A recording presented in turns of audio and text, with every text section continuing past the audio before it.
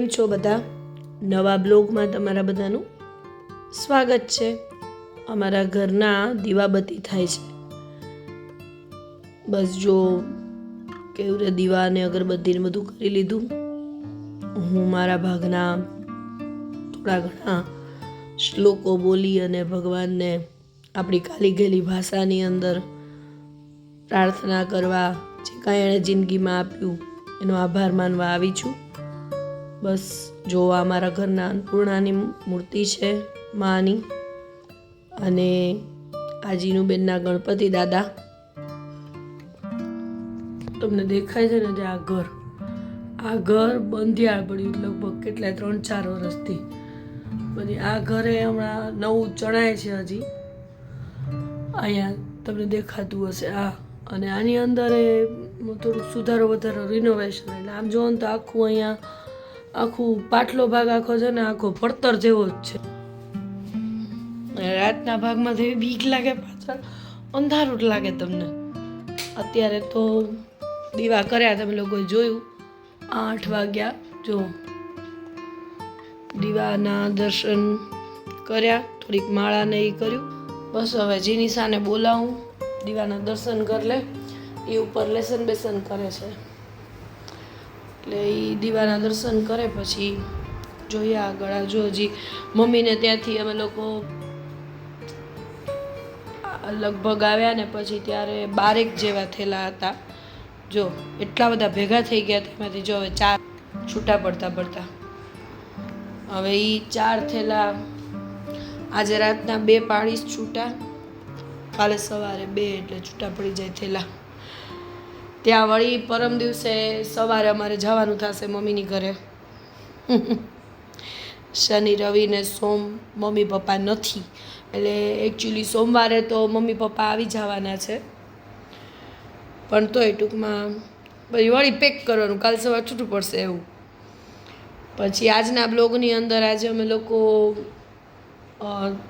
તમને બધાને ખબર હોય તો આજના બ્લોગની અંદર આગળ જે તમે લોકોએ થંબનેલમાં જોયું જ હશે કે અમે લોકો એક જગ્યાએ પેલું પાદુકા પૂજનમાં ને એમ ગયા હતા.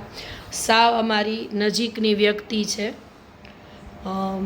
તમે એના બ્લોગને એ બધું, એટલે કે અમારા બ્લોગની અંદર એ લોકોને જોયા હશે. હમણાં મૃણાલીના જન્મદિવસનો બ્લોગ હતો, તો એના જ ઘરમાં એ જે અમારી નજીકની જે સાવ વ્યક્તિ છે, કેવું રધવર્યું બરાબર. અને મૃણાલી ને પ્રિશા ને બધા નજીકના જ છે, અમારે સાવ અંગત સંબંધ છે, ઘર કરતાં પણ વધારે.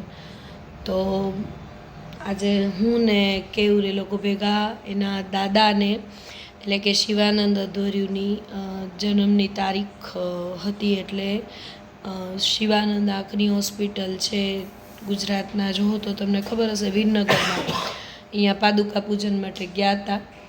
અને એક ગ્રેસ દેવો પડે, આપણે એ લોકોને ક્રેડિટ દેવી પડે કે અમને લોકોને એણે પાદુકા પૂજન માટે, સ્વાભાવિક વાત છે, બાકી ગમે એવું નજીકના કે ઘર જેવા કે ઘરથી વધારે સંબંધ ગમે એટલા કયો, પણ એવી રીતની પાદુકા પૂજન ને એવી બધી વસ્તુઓની અંદર આપણને બેસવાનું કે પોતાની હારોહાર પોતે બેઠા. અમને બેને પણ અડધી પૂજા એ લોકોએ કરી, અડધી અમારી પાસે બ્રાહ્મણ કરાવતા હતા. એટલે હું આ વિડીયોના મારફતે સંપૂર્ણ અધ્વર્યુ પરિવારનો આભાર માનું છું કે અમને લોકોને એક આ બ્લોગ બનાવવાનો હેતુ એ પણ છે આજનો બ્લોગ, કે એ લોકોનો આભાર માનવાનો. બરાબર, સંપૂર્ણ અધ્વર્યુ પરિવારનો, ખાસ કરી મૃણાલીનો આભાર તો માનવું એટલો ઓછો છે, કેમ કે વર આજે કેવું અધ્વર્યું જે કીધું, હવે જે વર છે એ ગમે એટલું ઈચ્છતો હોય, પણ જો એ મૃણાલી જ ના પાડે કે નહીં હેતશ્રી અને કેવું નહીં બેસે, આમનું નામ પણ કેવું છે, એટલે બક્ષી નહીં બેસે એમ, તો કાંઈ ન થઈ શકે. બરાબર છે, તો મૃણાલીબેનનો વધારે આભાર માનવાનો. બરાબર. અને બીજું તાત્પર્ય એ પણ છે કે કાયમી માટે સ્મૃતિ રહી જાય. અમે લોકોએ પૂજા 4 જણાએ થઈને કરી, અને બાપુજી માટેની જે પૂજા થઈ એ બધે બ્લોગ બની જાય, એક જાતની યાદગીરી રહી જાય.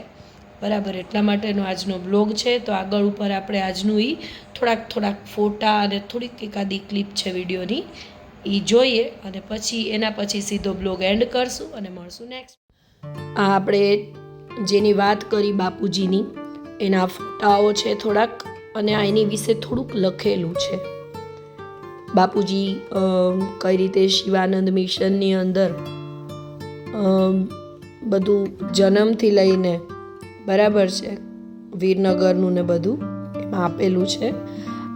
આ અમે લોકો જ્યાં પૂજા કરવા ગયા હતા વાત કરી વીરનગરમાં, આ એના ફોટાઓ છે અને તમને જે દેખાય છે બધો શિવાનંદનો ત્યાંનો શિવાનંદ મિશનનો કે બધા અલગ અલગ ગામનો સ્ટાફ પણ છે, ડૉક્ટર્સ વગેરે.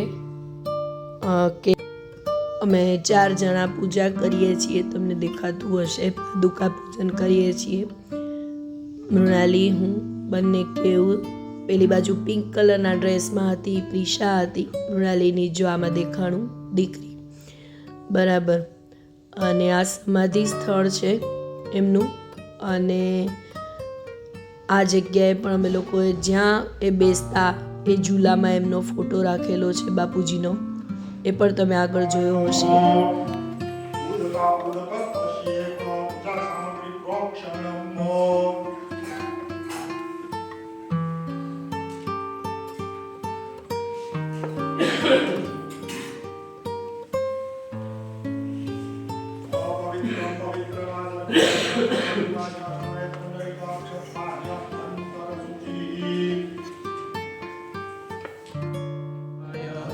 ઓમ નમો ભગવતે